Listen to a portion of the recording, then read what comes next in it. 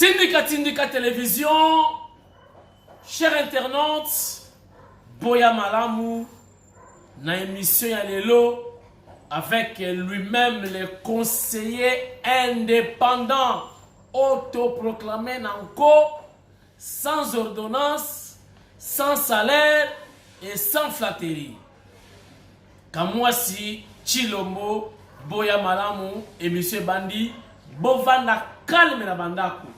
Bozwa bana ya makelele bokotisa bango na chambre na yebisa bino niveau RDC komi makambo oyo fachi asali epai wapi fachi memi mboka et puis tokomi nango sikoyo na kwenini na émission ya lelo.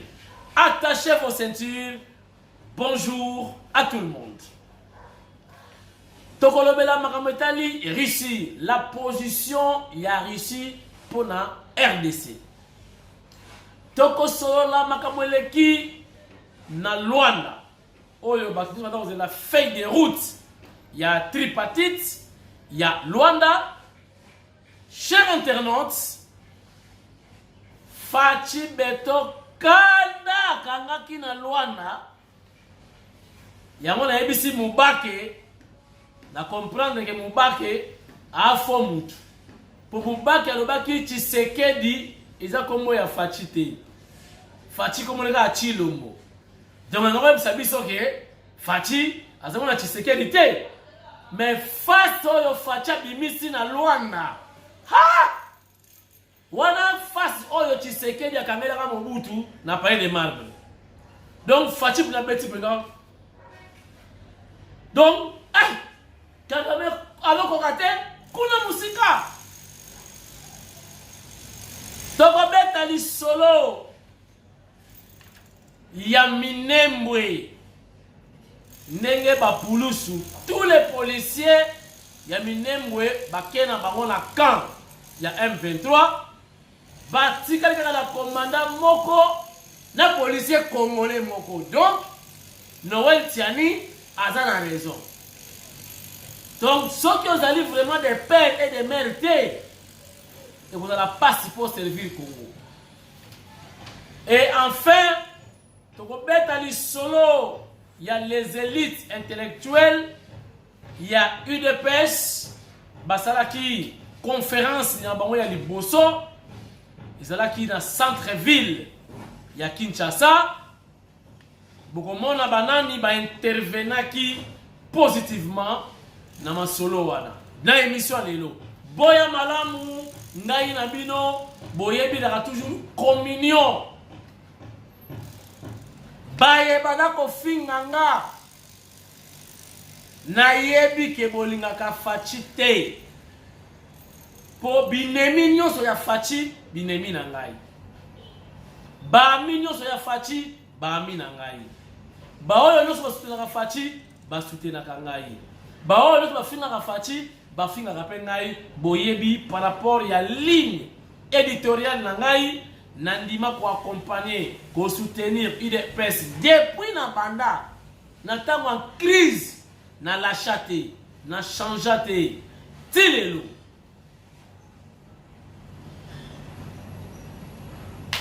Mais bozo sala bien parce que bozo finganga, bozo tala ba vidéo nanga. Boze laka. Surtout moko commence qui Christian Bosembe, la non Bosembe mais azo comment Christian Bosembe.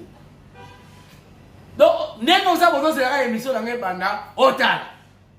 Merci beaucoup de ça. Moi, 100 francs. Natindika. Et donc, on permettre de payer. Banabiso, Bakene Kasumbalesa. Bamusu ba émission nao. Yo, pourquoi le Baka Kasumbalesa? Pourquoi chaque émission, comment Kasumbalesa est raté? Mais non! Comment Kasumbalesa est sacré? Pour Ozala Nani. Ozala Nani. Osala nini, otambola, suka kaka, kasumbalesa. Olinga, c'est naturel. Et puis il y a eu un moment où batu, bakanisaka trop, pendant que batu tout bazate. Même moi si je suis zate, bana bazate, m'tala yé moko. Bamusu batanga ba journaux, mais bamusu se rappelle moment de réflexion. Ata sala ki mutumabe. Au moins, dans un moment où Azali Yemoko. Kasumbalesa. Très important. Chers internautes, émission Bani, attachez vos ceintures. Russie ou la Russie, pays cher, il y a Poutine. Baye, Bakutani, na Bakondi à RDC. Relativement à embargo, il y a achat, il y a armes pour nous protéger l'intégrité territoriale.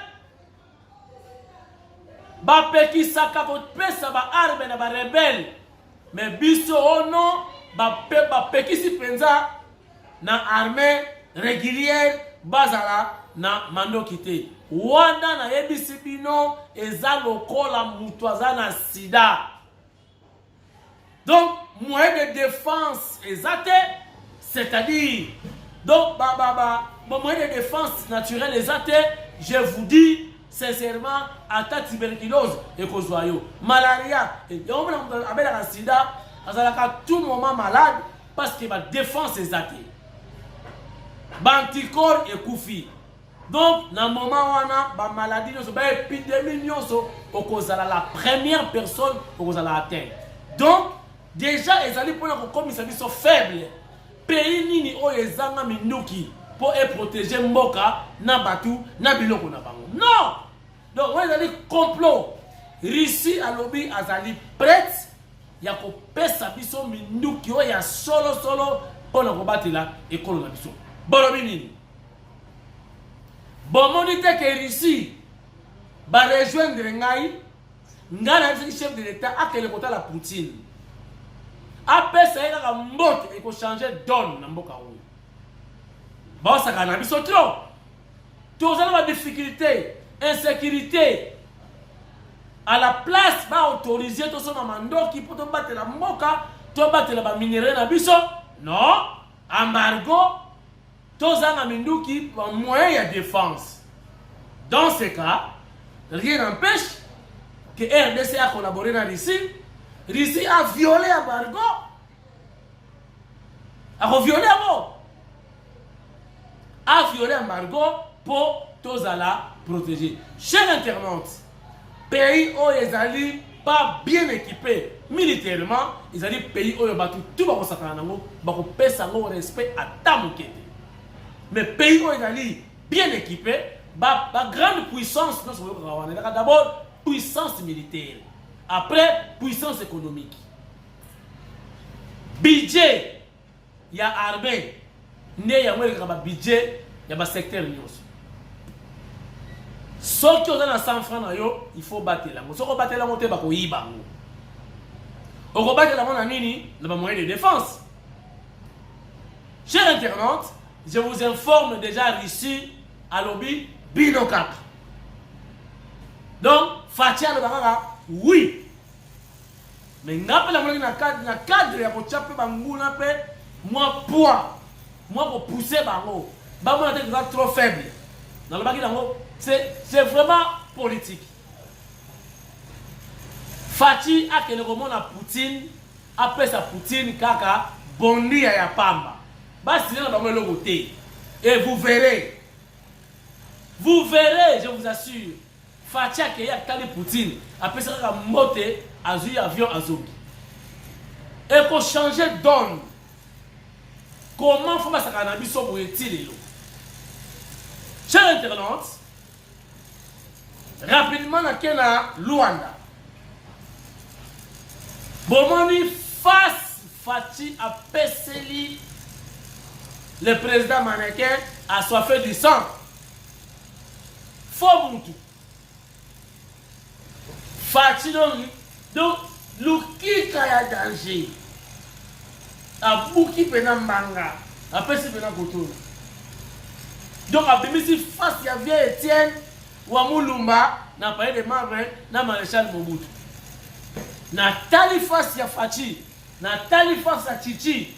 Wamulumba, les Sphinx. Ah bon, c'est Canabino. Ça, ces jours-là, donc hier, c'était donc Tshisekedi lui-même anaraki la kati ya nzoto ya mwana ye abimaki ya koteli Faci po face wana Faci apesaki non non Kagame linga kima. Chers internautes, après qu'on soit la maintenant Sabino diplomatiquement Faci a gagné pour cause la vraie cause de la guerre oyo ezalaka ba minéré, c'est-à-dire Kagame mutu asala afdel na mutu na ye Museveni. Kagame mutu asalaka plan de ko attaquer RDC. Kagame makamutu banana Uganda mususu na Rwanda a décidé ki apesaki na ba soldat na ye ba konta na Congo pour na kosala agression. Pour la bango la COP. Il a qui aventure. Avec aussi des doutes, mais Mindele même ceux qui bango déjà que bon ça là et ça là au bout déjà affaibli politiquement et puis du point de vue santé à Okokati. Armée peut comment qui déjà est faible banzala banini mal équipé Mindele ba yebaki. Kagame baluki congolais moko Bachaye pour elongwa agression et comment rébellion. N'a baluki Kabila mutu ya moba 1 moba 2 à l'époque. Pour na Kagame, yesu ko comme la monopole à wana RDC. Il peut tout sauf rien. Mais aïe bakuta na mwana mboka Faci béton. Fou moi di tunga. Aïe c'était Boyete. Oh, ils allaient payer Moussous. Ils ont pas payer Moussous. Aventure et Afdel et c'est Sila et les cas. Oh, ils ont ma camu Moussous. On l'a exploité, tout solo là. On l'a vraiment minéré, tout solo là. Que le Rwanda gagne, la RDC gagne aussi. Kagame ne fait pas. Abani Kay. Faci peut résister quand même. Pour ceux qui résistent, qui étaient des Goma et Kouya qui déjà. Des hommes au bon Lorenzo a dit non, non, non, non, non. Toluka Kimia. Des babengi si on a mini sommet. Babengi tripartite. Donc tripartite, en fait c'est le triple. Hein? Donc 1, 2, 3. Des babengi kokutana ba parti misato wana donc 3 pays. Médiation, il y a qui n'a compte. Il y a Angola, il y a RDC, na Rwanda. Pour nous compromis. Mais comment Faci a gagné? Faci a gagné parce que Rwanda, tant que Faci a gagné, bien. Rwanda a profité pour la exploitation des ressources naturelles, illégales, tout ça. Donc, on dirait que nous avons mais si vous avez une guerre, vous êtes perdant. Parce que dans Kati, il y a fait des routes, déjà va évoquer les Kamouya. Respect. Il y a des ressources, exploitation, il y a des ressources naturelles. Donc, respect strict. Il y a souveraineté, chers internautes. Donc, Rwanda n'a plus le droit de traverser comme avant. Il y a exploiter biloko na biso ba minéraux na biso ndenga lingaki et comme il y a ko solola et puis le chef de l'État a obligé à Kagame de retirer ses troupes immédiatement. En attendant basa la commission moko mixte pour na ko surveiller la frontière. Commission mixte voilà. C'est entre les deux pays. Rwanda, Atalaka Batunaye, Nabiso, Totalaka Peso qui va violer. Maintenant, c'est pas que comme MONUSCO dans quantité pour pas moi sous ba fa quoi danger. Chers internautes, Tala Nenge le Kaki entre Faci na président assoiffé du sang, Kagame, président mannequin. Totalement en image, et on se retrouve pour la continuité de cette émission tout dans le dossier Minembwe. Regardez.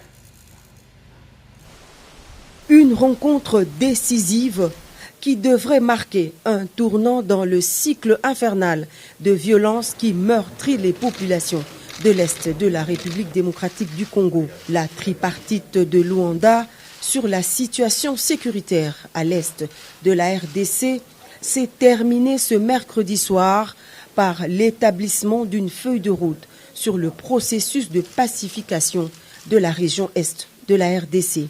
Tout commence par une rencontre à trois entre les présidents Joao Lourenço, Félix Antoine Tshisekedi Tshilombo et Paul Kagame.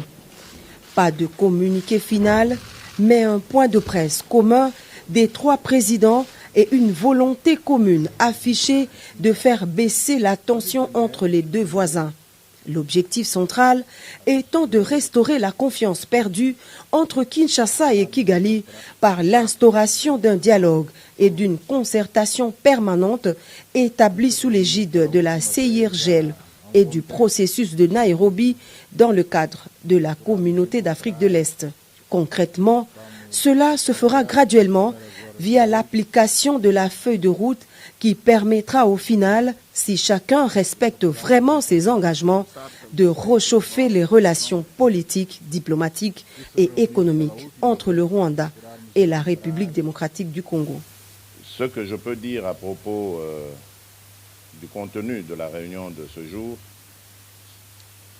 est que de part et d'autre, il y a eu en tout cas l'intention manifeste d'avancer et de mettre fin à cette crise.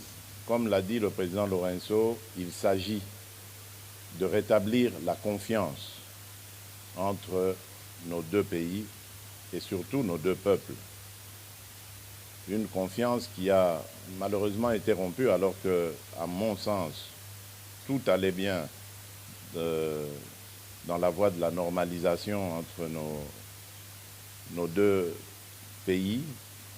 Je m'étais entrepris, en tout cas, de tirer un trait sur le passé dès mon arrivée à la tête de la République démocratique du Congo pour envoyer un signal fort, non seulement au Rwanda seul, mais à tous nos voisins, à toute la région, de mon intention d'avoir des relations désormais tournées vers des échanges profitables à nos pays, à nos populations, et de regarder plutôt vers le développement de cette région qui, à mon sens, est l'une des plus riches d'Afrique, plutôt que de verser dans des tensions inutiles comme on a pu l'observer dans le passé.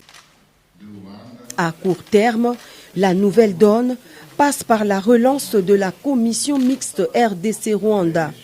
La première rencontre de cette commission mixte, cadre de dialogue permanent entre les deux pays, est prévue incessamment dans la capitale angolaise. Mais dans l'immédiat, la feuille de route prévoit la cessation des hostilités et le retrait sans condition du M23 de ses positions en République démocratique du Congo. Ce qui est en mon pouvoir pour faire avancer la situation, sortir mes compatriotes de cet enfer qui dure déjà depuis une vingtaine d'années, lequel enfer a été encore aggravé par cette situation regrettable du M23, un groupe armé qui pourtant était déjà en discussion avec nous à Nairobi, mais dont le comportement est totalement inexplicable, car je ne peux pas comprendre que des gens qui ont une revendication et dont l'interlocuteur est à disposition pour écouter leurs revendications puissent à nouveau reprendre les armes, comme pour exercer une sorte de chantage ou de pression. Donc j'espère vraiment et j'attends de ce processus qu'il apporte le cessez-le-feu immédiat et le retrait de ce groupe du M23, en attendant évidemment que l'on mette en marche la feuille de route qui amènera un processus de paix, de stabilité et de confiance. Le retour des réfugiés dans leur pays d'origine est également inscrit parmi les objectifs de la feuille de route de Luanda.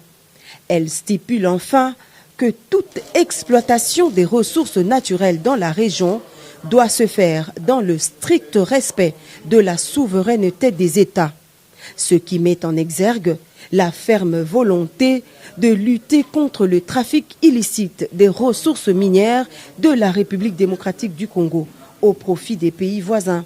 Le chef de l'État, Félix Antoine Tshisekedi Tshilombo, garde ainsi le cap de la fermeté pour la défense de la souveraineté nationale et en même temps une ouverture au dialogue diplomatique sincère pour imposer la paix à l'est de la RDC. Le président de la République et sa délégation sont rentrés au pays ce mercredi soir.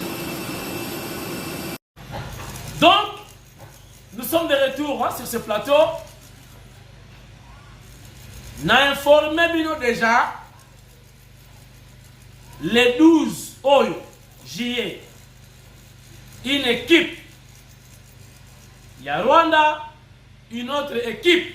Il y a RDC pour créer commission mixte. On s'est retrouvé dans Luanda de nouveau, toujours sous coaching du président Lorenzo pour que la paix règne à l'est du pays. Donc, sans plus tarder, chers internautes, Noël Tiani, tant que il y a des pères et des mères, il y a que Mingi va comprendre la quintessence du message de Naïti. Mingi va rater comment mettre en exergue les propos et les analyses de Noël Tiani. Pour makambo yo eza makambo ya makila. Ces derniers temps makila bazo misa ba misi terme moko makila ekangi. Makila ekangi. C'est-à-dire esika makambo etali ekolo na yo mboka na yo makila eganga. Nzote kozala ba réaction moko ko comprendre ti. Bitumba na est. Tous les policiers na Minembwe bakena est bakena nkala ba Rwandais. Ça veut dire quoi? Makila et Gani Batiki policier moko kaka. Quand le policier s'est encouragé, a la chance, n'a commandant na ballon. Sikol, bakozonga, to bakozonga te. Bake pamba te na teni na ba arme, bake la mona kaya kota Rwanda. Bakomi ko attaquer RDC. Question ezali boyi. Nani asala ki sélection ba policier wana bazaka na Minembwe. Bataillon wana. Nani asala ki sélection ba policier wana. Soki général, soki nani Fachi. Oyoki yomoko. Yone commandant suprême. Nani asala ki sélection ba policier oyo bacha bango na Minembwe. Donc, policiers ont une chance de aller dans le Rwandais. Donc, on a exposé, sacrifié. Dieu merci, à profiter. Les Rwandais pour rejoindre, pour appuyer le M23. Donc, bazon ngate, Kinshasa botina ba policiers, ya bikolo mususu kuna bangwandi. Bantadu na baluba bakende kuna na Minembwe ba sécuriser ce Minembwe. Donc on est capable de faire ça là coup pour saisir hein na lobit ba image éprouver makambu oh regarde. Il s'y est de souligner que peu avant les attaques, tous les policiers de Minembwe mono-ethniques ont déserté leur position pour rejoindre les forces négatives en emportant armes de guerre et matériel et autres matériels de la police nationale congolaise. Je m'appelle Thierry Kalenga Luango Mwenda. Je suis commandant territorial au plateau. Qu'est-ce qui s'est Ah, mais je suis pratiquement resté tel que vous me voyez avec un seul policier. Les restes ont voulu partir protéger leurs frères, j'ose croire. Et pendant ces événements, pendant ces opérations, ils sont partis. Et ils ont toujours tendance à faire de même chaque fois qu'il y a un problème. Donc ils se replient sur leur chef et ils partent. Au risque même, il y a des chefs locaux. Les chefs locaux, il y a, entre guillemets, le bourgmestre, il y a l'ANER, c'est ça l'ANER.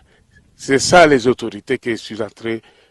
Et pourtant, ils devraient m'appuyer. Je suis resté avec celle et je suis en refuge maintenant à la base de la 12e brigade RR.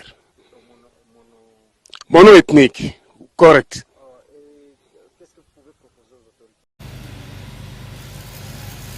Vous comprenez? Nazongeli lisusu. Nani atindaki ba policier wana ya ba Rwandais na Minembwe? Pour quel objectif? Pour quelle intention? Nasuki wana. Chers internautes, nalobaki awa les élites bato ya Bwania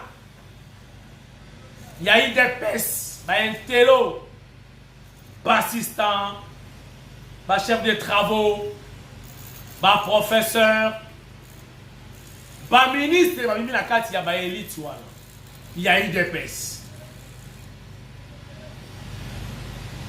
Chers internautes, basanganaki na hôtel moko de la place pour ne pas faire la publicité gratuite. Bazalaki wana ezalaki esengo conférence liée na développement pour bango dali batu ya Bwania mitu eza kosala ba mfumu buku baza ebele même mfumu buku ya Gaïta azalaki pe wana na kotanga kombo na ye sikoyo te bon comprendre il s'agit de qui azwaki parole ya epataka kaka soki azwi parole botana iti tozo regarde.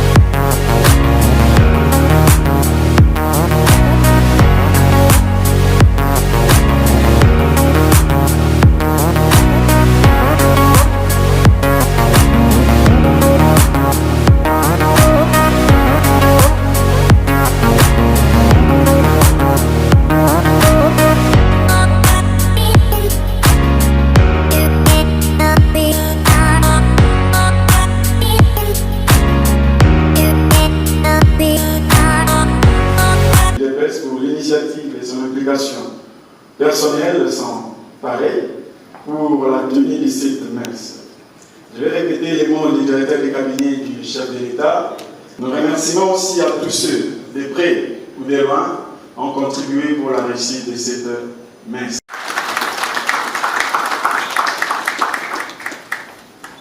L'élite scientifique peut proposer, mais tout dépend aussi de notre volonté politique. Aujourd'hui, pour nous l'IDPS, nous voulons apporter un changement par rapport à nos prédécesseurs. L'élite scientifique n'est pas là pour faire ce que nous voulons. L'élite scientifique doit jouer correctement son rôle en tant qu'élite scientifique. À titre d'exemple, pendant la période de Covid, je tiens à remercier sincèrement les profs KMB qui étaient à chaque moment me prodiguer aussi des conseils pour ne pas attraper la Covid. C'est la raison pour laquelle toutes les vagues que nous avons connues, je suivais toujours les conseils. La professeure Nana Mananina, qui est professeure à la faculté de psychologie et sciences de l'éducation, actuellement ministre près le président de la République. Nous vous invitons, Excellence.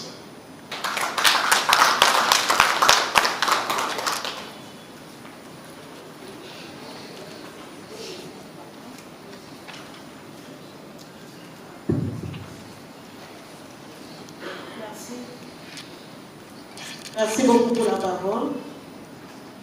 Je 20 minutes pour nous démontrer que nous pouvons tout mettre en place.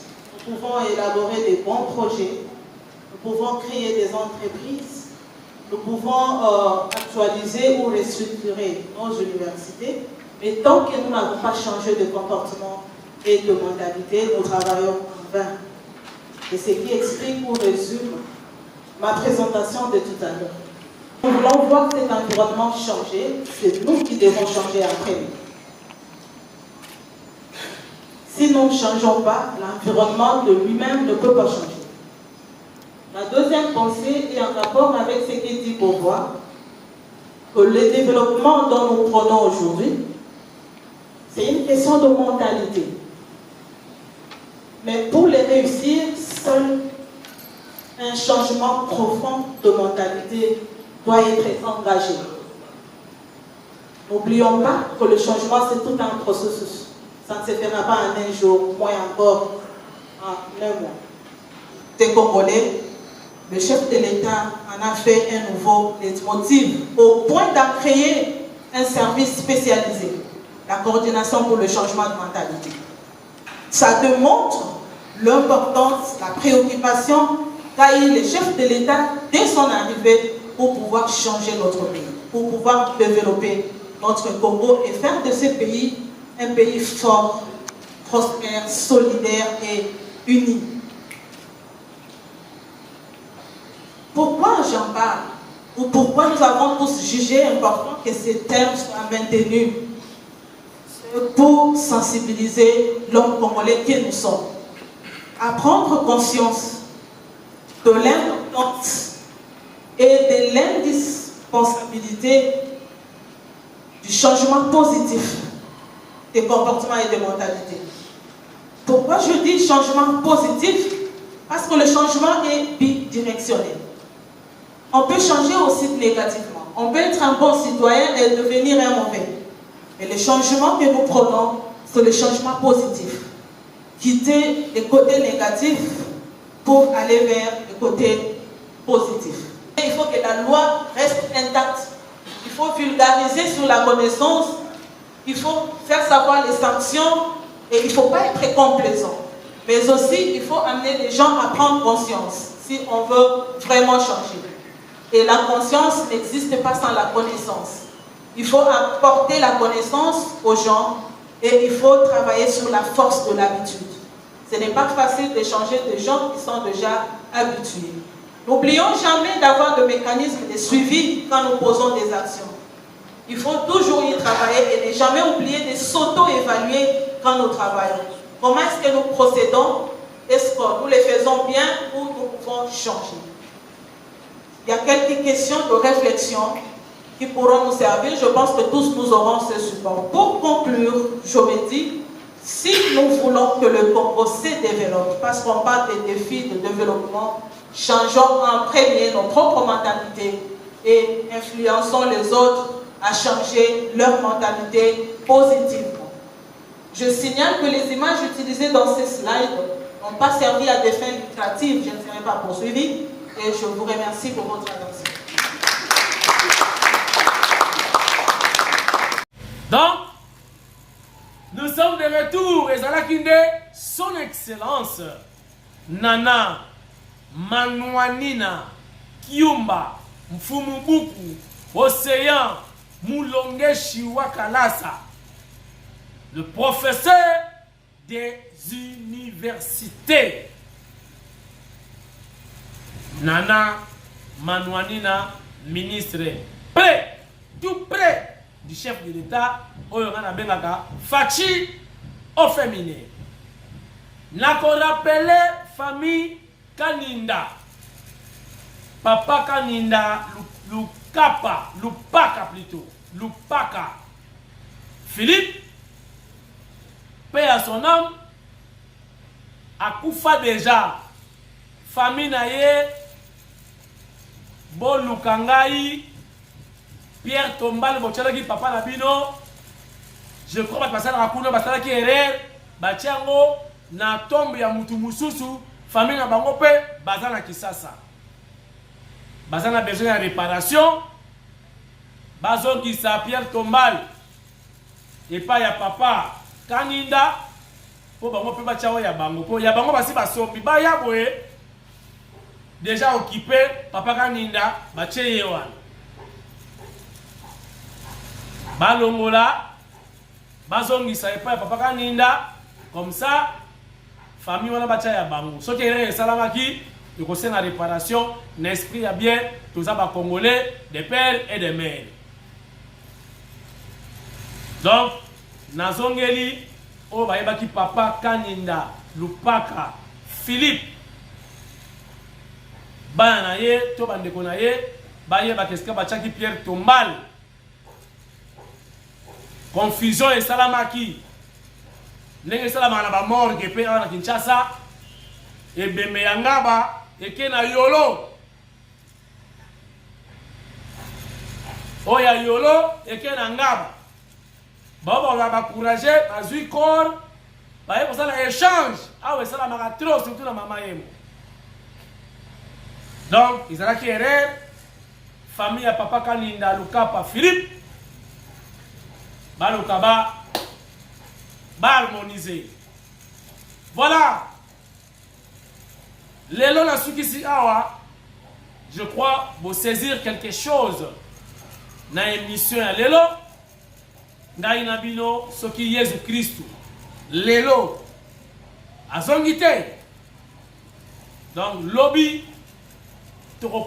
Mais toujours préparation ya libala ya kamwasi Chilombo c'est en cours.